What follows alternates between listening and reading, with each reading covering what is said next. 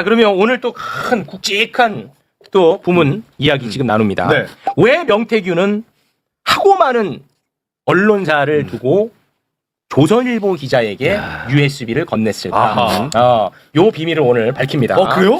자, 주진우 기자가 그 USB를 받은 조선일보 기자와 통화를 한 장면이 있는데요. 네네. 그거를 잠깐 좀 보고 오겠습니다. 그 안에 녹취가 있고 이 문자가 있는데 그걸 왜 보도를 안 하셨어요? 본인이 동의하지 않았어요. 저희가 보도할 때 동의를 받고야 되는데 알려달라고 여러 번 조선일보가 얘기하지 않더라고요. 근데 저는 기다렸거든요. 근데 그거 오토한 데에 낙하더라고 보니까 그분이 약속을 안 지킨 거예요. 자, 과연 왜 조선일보 기자, 저 기자에게 줬을까? 저 기자는 과연 누굴까? 그거 모르죠. 전문가 나왔습니다. 자, 한번 좀 정리를 해주시죠.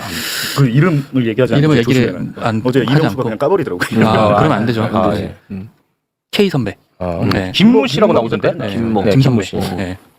그 제가 이제 또 아까 뭐 말씀하셨는데 뭐 한동훈 저는 그냥 원오브 댐입니다. 네. 그걸 일단 깔아놓고. 네. 그때 당시 이제 한 2022년에 제가 저번에 고발사주 책 때문에 한번 여기 나왔었잖아요. 그렇습니다. 고발사주. 네, 그 책 혹시 보셨어요? 아니면 전 껍질만 봤습니다. 표지도 아니고 껍질을 까야지. 책을 이제 저는 사실 주진우 기자가 이 얘기를 하길래 나오는 걸 보고 혹시 그 선배인가? 그 선배. 라는 생각을 했어요. 그리고 전화를 했죠. 주진우 기자한테. 그랬더니 얘기를 해주더라고요. 근데 제가 예상이 딱 맞았던 거예요. 그 책을 제가 썼던 책을 보시면은 이제 제가 고발사주 사건을 2021년 9월 2일날 처음 보도를 했는데 그날 보도를 하고 한 1시간 2시간 정도 후에 일간지에 다니는 선배 기자 하나가 전화가 와서 혁수 씨 우리 총장님 편이잖아 왜 그래? 라고 이야기를 했다. 라는 부분을 제가 써놨는데 동일인입니다. 그러니까 고발사주 관련해서 보도를 했더니 예. 바로 이 기자가 전화 와서 혁수 씨 왜 그래? 우리 윤석열 총장님 편이잖아. 이렇게 얘기를 했다는 거야? 그렇게 얘기했던 분이 저분. 와, 그게 기자냐? 아니지. 그때 당시에는 조선일보 소속은 아니었고. 그때는 아니었어요. 소속이었고요.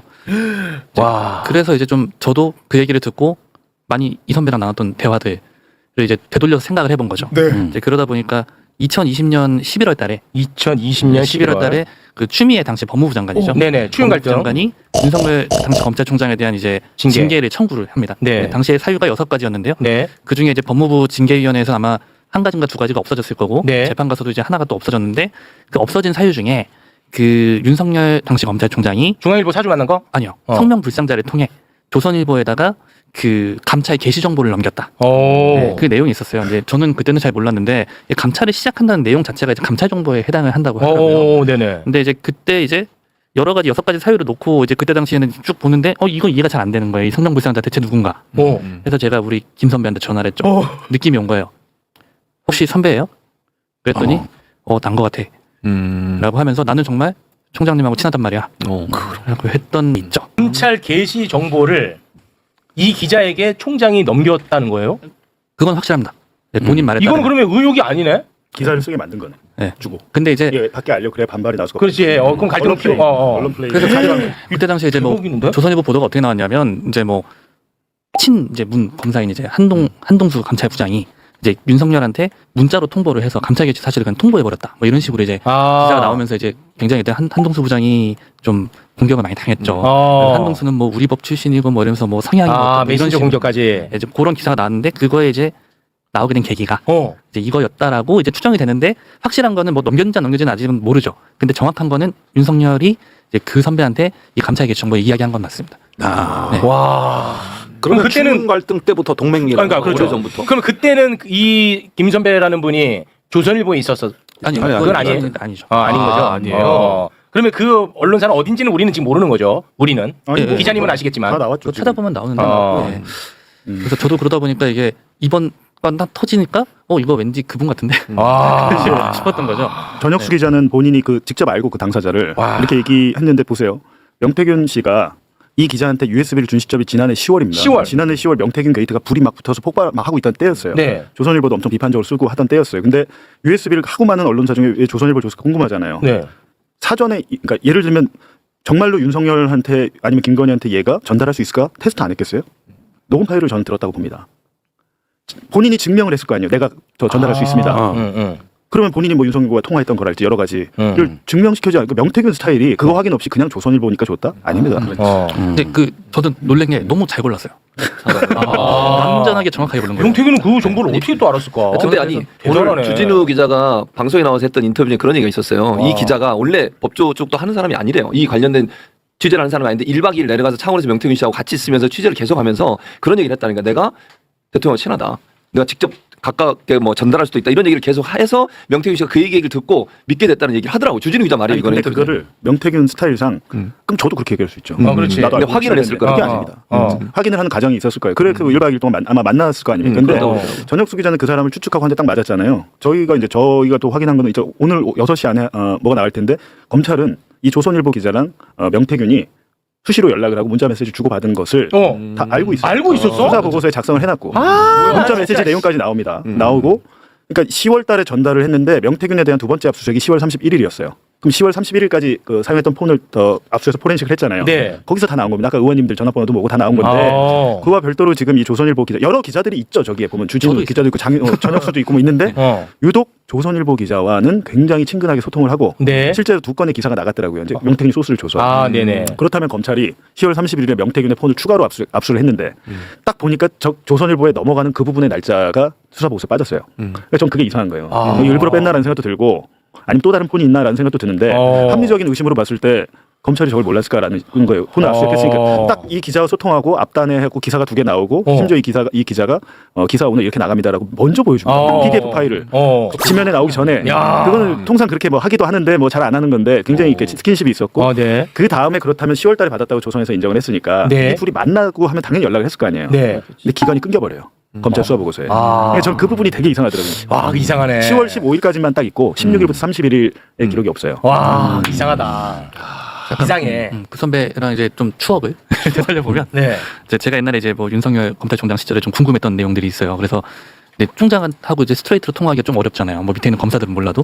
그래서 선배한테 고민을 토로했죠. 선배 이런 게 좀 난 궁금한데 이거 좀 이상하지 않아요? 라고 하니까 갑자기 A4 용지 한 2장 분량의 반론을 이렇게 주셨어요. 반론을 받아가지고 총장이 그거에 대해 설명을 하는 그걸 딱 만들어가지고 카톡으로 딱 장문으로 이제 저한테 딱 넘겨주시더라고요. 그 대화 나누고 이후에 그걸 보내줬다는 거죠. 그러니까 전혁수가 궁금해하는 것에 대한 반론을 그렇게 보내주더라고. 그분이 대신해서. 그렇죠. 대변인이네. 네, 그런 뭐 일도 있었고. 진짜 심각. 거의 뭐 일심동체. 뭐 합니까 언론학자님? 이게 말이 되는 나라입니까? 말이 안 되지 말이 됩니까 이게 지금?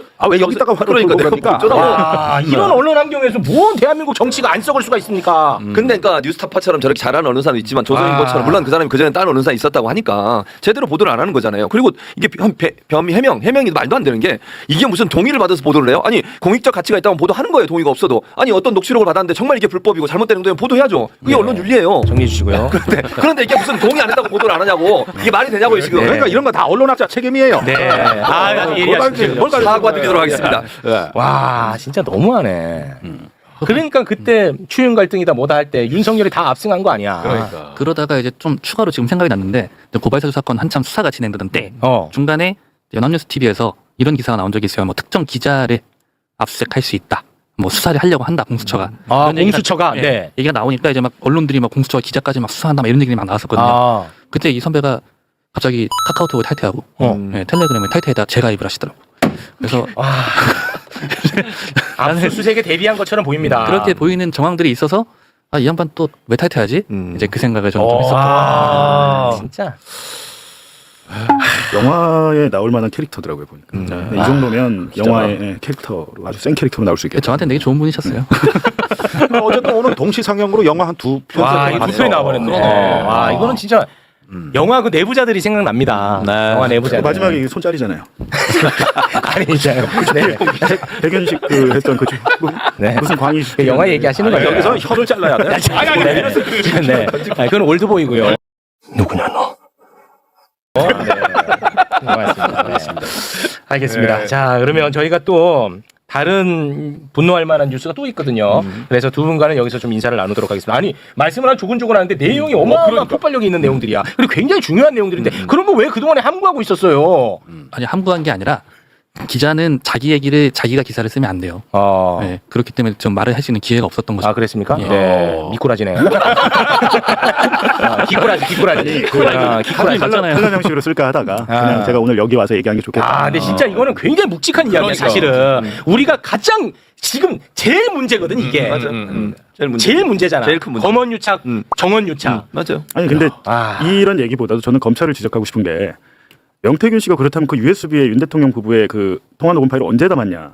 언제 담았을 것 같습니까? 이 작년에 뉴스토마토 보도 생기고 내가 이거 무기로 만들어놔야지 이랬을 것 같아요. 그렇겠죠. 아니에요. 아니에요? 2023년에 만들었습니다. 검찰이 그 만들어가지고 PC에 넣고 언제 몇 월 며칠에 플레이했는지까지 검찰이 다 파악을 해놨습니다. 2023년 4월과 7월에 왜? PC에 플레이 다 해서 미리미리 다 그 평소에 빼놔서 보관을 하고 있었고 왜? 이 사건이 터지고 나서는 추가로 보강한 거기다 플러스 알파를 한 추가 USB를 만든 거예요.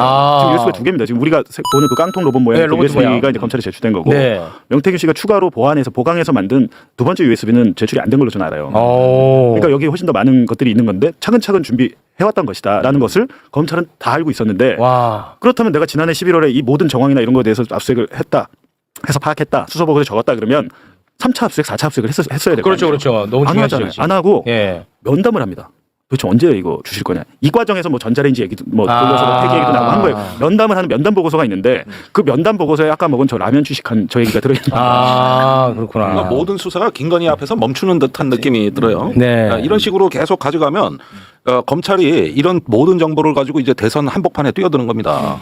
말하자면 국민의힘 후보가 누가 되느냐는 이 검찰 변수가 이제 초특급 태풍이 돼버린 거야. 여기서 반짝이가 들어간단 말이오. 맞습니다. 이게 지금 우리 전체 앞으로 대선판에 그렇습니다. 기운들 나는 이 네. 폭풍은 나 짐작이 안 된다. 그렇습니다. 그거를 누가 제일 기다리냐?